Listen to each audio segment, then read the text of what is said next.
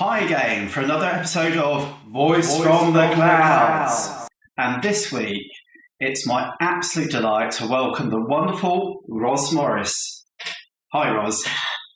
Hi, Nick. And I must say, this is a bit of a sort of strange experience because I first encountered Nick when I first got onto Twitter and blogging. And over the years, I've followed his progress, getting his novel sorted out, getting a publishing deal, forging ahead in this brave new world. And here we are actually talking to each other after many years. So the internet is fabulous, and sometimes people come out in real life. Fantastic. Yes, I forgot really. You have been part of my journey, which for me, I think I've been writing now as a full-time author for 11 years. I've certainly known you via Twitter for a good part of that. So yes, you have been a part of every step of that journey. So it's an absolute delight to finally talk to you. And of course, you have recently, Ceci, this apparent with iPad, released, don't do that, this wonderful new book. And I have one in actual paper. You have a real one, which is always so much better. I made a real one as well. I would encourage everybody out there to go and sort of grab this book straight away because it is a real joy. If you love Bill Bryson, any of that sort of anecdotal sort of travelogue, sort of, insights to the world out there, this is a fabulous book, and it will really very quickly capture your sort of heart. Wonderful, so highly recommend it. But today's interview, and you will of course be able to plug your book later on, Roz. Okay, I shouldn't have done it so soon, should I? This is the trouble with authors. Always be said. Yeah, wait till the end. The interview today, we're actually talking about your experience as an indie publisher. And I think it's fair to say, Roz, you're an absolute superstar in the indie publishing world, which leads me very natural segue into my first question, which is, says he, looking at his questions here. What attracted you to the world of indie publishing over traditional publishing? Why make that decision? Well, and this will kind of be a little potted life story, actually, of how I came to eventually be sitting here. I started my professional life working in a small publisher. I was producing quite a lot of non-fiction, various sorts, directories, how-to books, one novel, a newspaper and magazines and everything. I was kind of editorial all-rounder. I wanted to work in books in some way, and I had this artistic urge. But anyway, I kind of did my apprenticeship, learning how to make books, and eventually ended up running that editorial department. And at the same time, I was writing and just trying to figure out how to write. I had an idea for a novel, tried writing it. Then I met a lot more writers. I married one reader, I married a writer.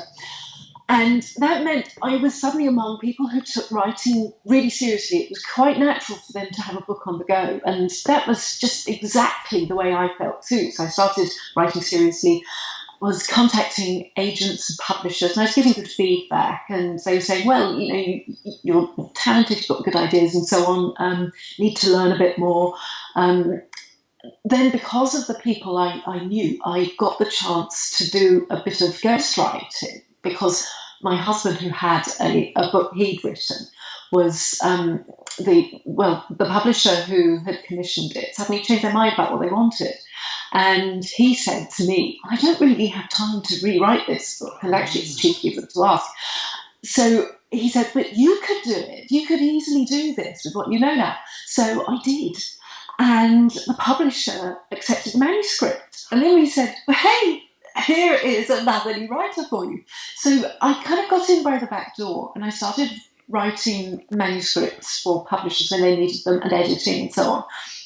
And I eventually ended up being published as a ghostwriter under quite big names. Nobody knew that these books were by me, but I was writing them. But how frustrating! It was very strange. Yes, because to actually be in the background to what I'm sure are very successful books, and to not be able to say, Did you ever feel tempted to go into a bookshop with a sticker and sort of put your name over over it? Said Roz Morris wrote this. I was always putting them to the front so they would sell more, and I might get royalties. I got very tiny royalties. I did sell a huge number of books, but I didn't have good deals for them because I wasn't represented by an agent. So that was all quite frustrating. But in the meantime, I was kind of creeping ahead with my own books and trying to discover who I really wanted to be if I wrote as me. Because it's quite different putting on someone else's voice. I find that quite easy, but working out who I wanted to be was a separate matter.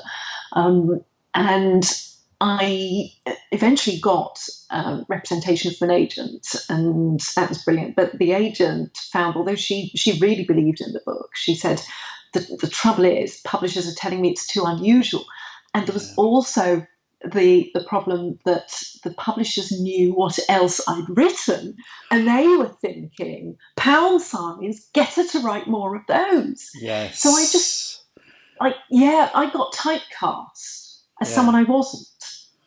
And I really started to sort of feel like I've got to get out as me. And about the same time, there were literary agents who were starting to look at self-publishing. This was 2011.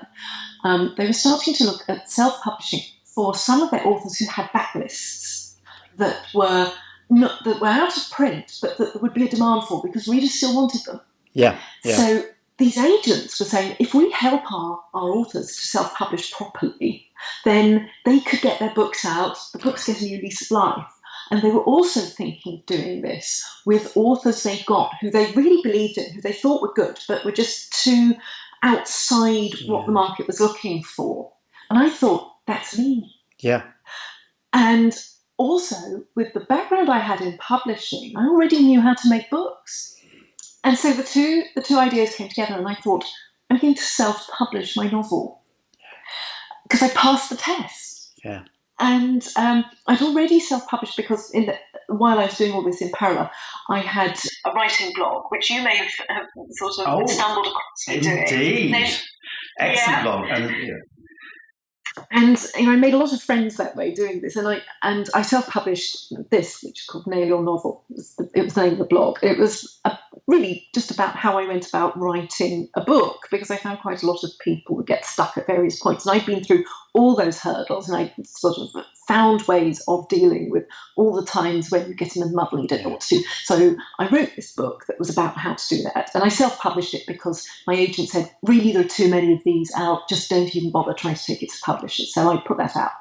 And then self-publishing the novel, though, was a much bigger step because it was quite frowned on to do that.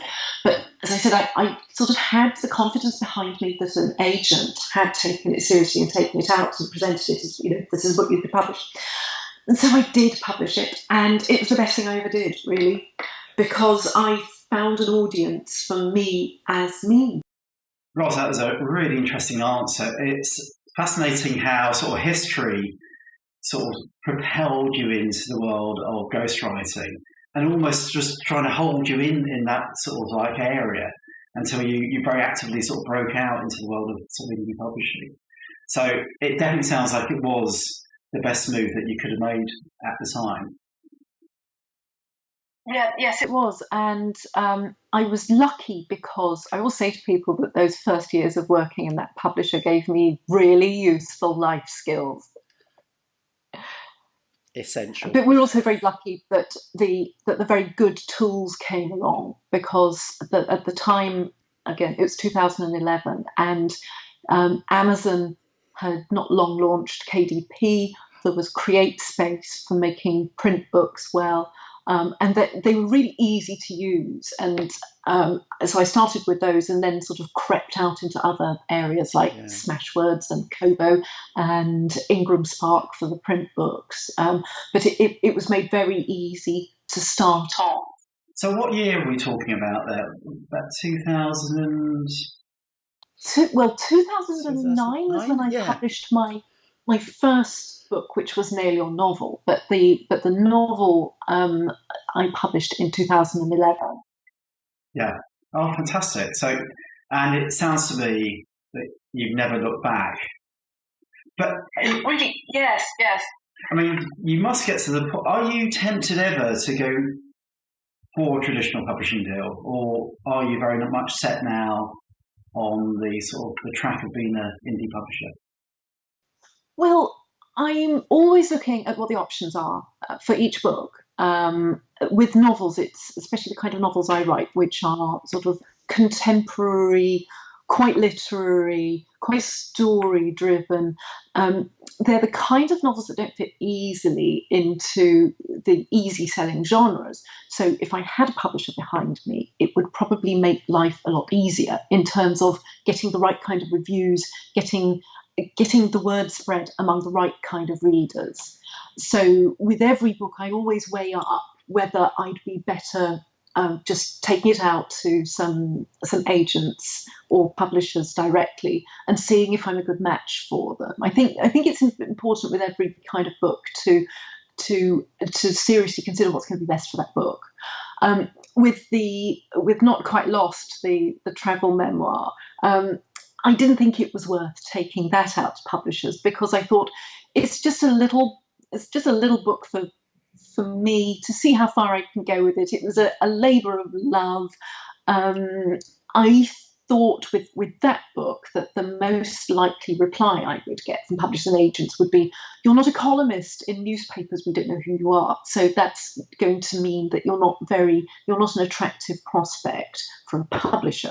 So I thought that just isn't worth bothering anybody with. So I put that one out myself, just without even thinking about approaching publishers. But for me, every book is different. Also, my writing books, because I've got three no-law novel books now, I knew that the best way to sell those would be really off the back of the platform I already had on Twitter and my blog, which has quite a lot of readers. And that was already sort of populating to all sorts of places where people would be looking for those kinds of books. So again, I just didn't bother taking those to a publisher. So it really depends on what kind of book you're publishing, I think. Absolutely. I mean, it's. I think with traditional publishing, there will always. I can certainly see a future where traditional publishers are working alongside indie publishers, and maybe that's something we can talk about at the moment. But I think first and foremost, it is always a golden rule that your work is for you, and it's about where the best route to market from there is. And I think the great empowering thing about indie publishing is you can pursue these personal projects, which may be huge. Who knows? You know, the likes of Bill Bryson had to start somewhere with their travel logs. And so I think it's very enabling, isn't it? What with Kindle Unlimited and KDP and everything, how that's really opened up a route to market for really interesting and innovatory ideas, and maybe in a way that once upon a time, with the traditional publishers acting as gatekeepers, which is a very valid role, but sometimes maybe you do wonder how many fabulous ideas were locked outside those gates. Yes, and you have to remember that publishers are looking for something that will fit into the markets they already have good footholds in. Yeah. And that means if you're a bit outside, then you are less likely to be picked up. I think it's that classic, if it is a truly innovatory new piece of fiction, for example, you know, the number of times I'm sure that those sorts of very original pieces have been overlooked. Look, everybody knows about Harry Potter, turned down by every single publisher practically. And that, I think it took Joe, was it 2 years to find a publisher for Harry Potter? Well, it was certainly a year, if not 2 years. And so it was right at the end of that process that she had that breakthrough moment. And so it just goes to show that, you know, very, very good novels are sometimes don't fit a publisher's sort of, you know, schedule, what they're looking for. Or maybe they just don't get it because there's nothing really quite like that book out there. I was certainly told by a New York agent, because a friend of mine said, I think you're too way out for the British market, but try American agents. because they might think quite differently. So I did, and this American agent wrote back to me and said, "You're a really original storyteller, but nobody will publish your books because you are too original." Yeah. However, the book that he was particularly talking about then, to my absolute astonishment, got to the long list of the World Fantasy Award. So it obviously wasn't that unusual for readers. Yeah, you do wonder sometimes. You do wonder about, and maybe with the shift towards the balance of power within publishers resting more with sales and marketing teams rather than the commissioning editors, that maybe we have a much more commercial outlook from traditional publishing. Nothing wrong with that. It's just the way the market's evolved. But yes, original talent needs to get out there. There needs to be new things happening in with books and publishing to take the whole market forward. So I think this is where indie publishing is so important.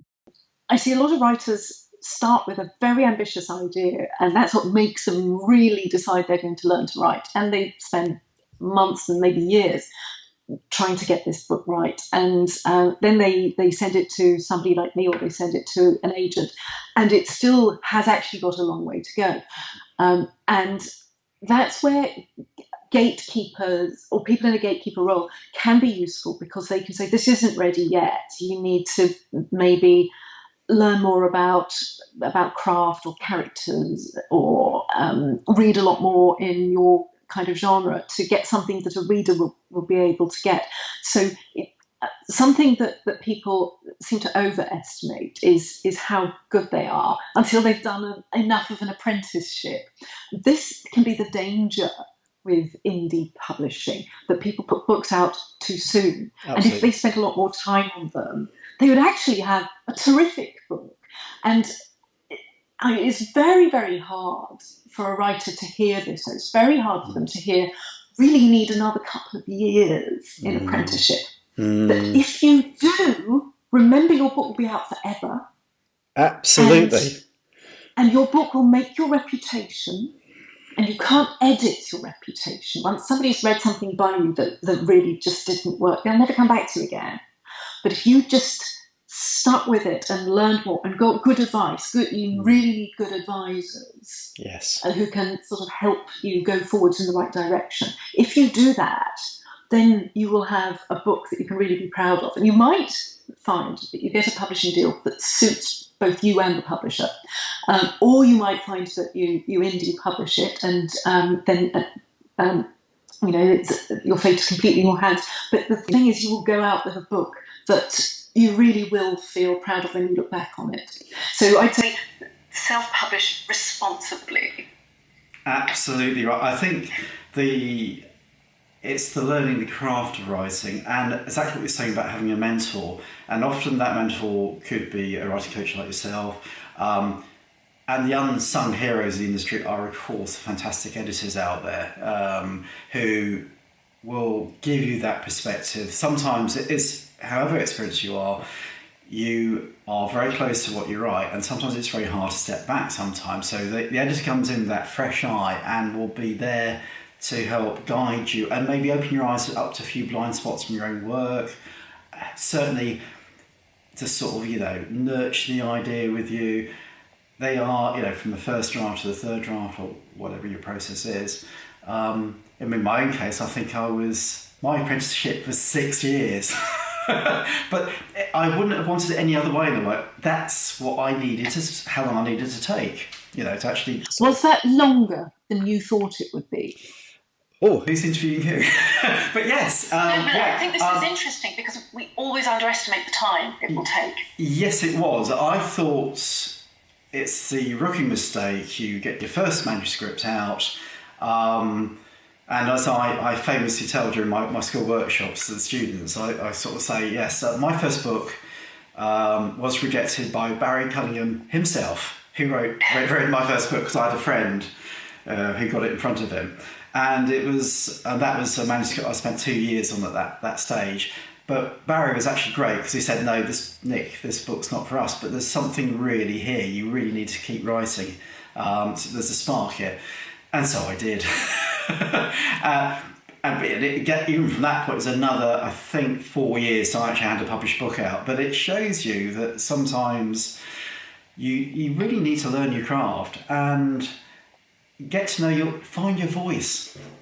Finding your voice, that takes time. And, for it to be authentic takes time. And I wouldn't have missed... I mean, some of the rejections are hard to take when you're going for a traditional publishing deal, but I think it's Lee Weatherly once told me. She said, Nick, when eventually you'll get a publishing deal, she was great. She said, Nick, you will get a publishing deal. She said, but then at that point, every step towards that publishing deal will make sense. And she was right. Yeah. And she's right. She's absolutely right. It all makes sense now in the context of my own sort of story. So, now, shining spotlight back on you. Roz, what have you found to be the most rewarding aspect of publishing your own work? Well, being able to find readers who responded to the book I genuinely wanted to write. And that was just amazing. I didn't know what to expect at all. And they also helped me, again, sort of get a bit more clarity about who I was as a writer. They came back and told me, your books are like, they said Margaret Atwood and Doris Lessing and Ray Bradbury. And I wouldn't have known how my work sort of hit anybody else's mind until they came back and told me we found these things in them. I just wrote eventually what pleased me, and made sure it seemed to work for a sort of very close set of readers who I knew would tell me if it stank. And then I just went out there and I got this wonderful wave back of response. That was amazing. And the fact that I had been able to do it and to stick to what I wanted was very valuable. And it's possibly also because I've been a ghostwriter, because I've been putting on other people's voices.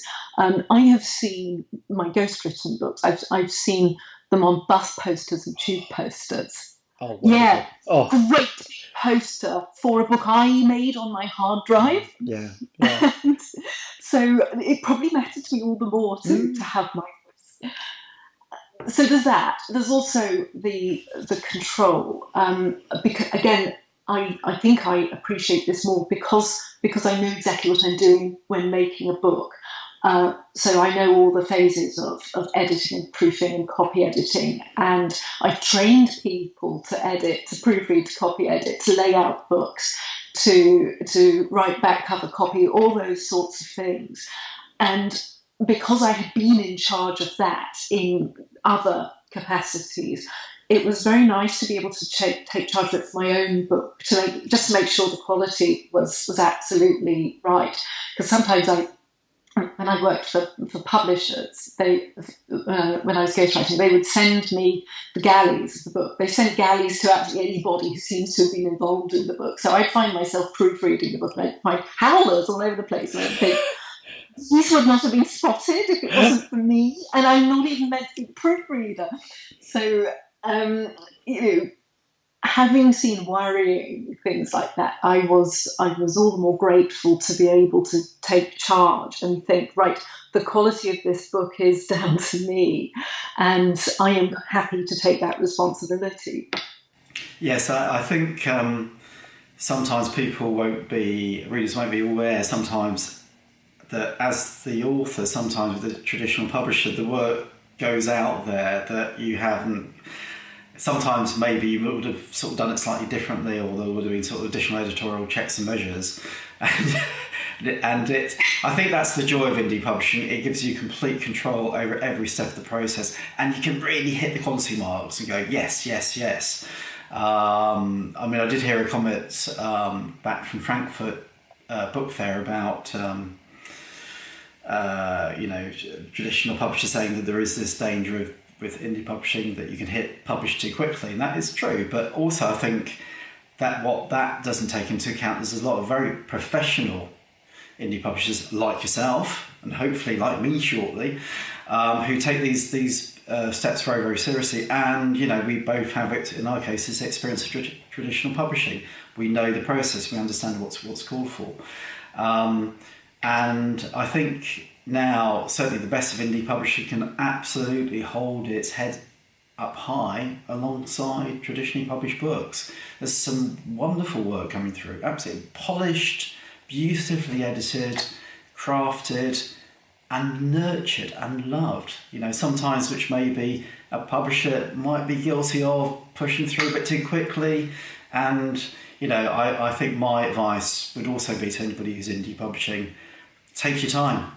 Yes, there is the commercial desire maybe to get a book out, but take a long-term view. Don't think about the next 2 years. Think about the next 10 years, next 20 years. Think about your career. That. Absolutely. I'm always telling people, slow down. The book will be out forever. Absolutely. I've actually, this is not about me, but I'm in the process of, I've got the second book I'm nearly finished on a new trilogy, Fractured Light, and I'm about to start working on the third book. And my plan is definitely to have both the first two books fully edited and everything before I even hit publish on the first book. And by the time I get to the third book, ideally that will be written as well before I've even thought about publishing it. So all those pressures are off. I've got the quality just where I want it. I don't want to be chasing the market.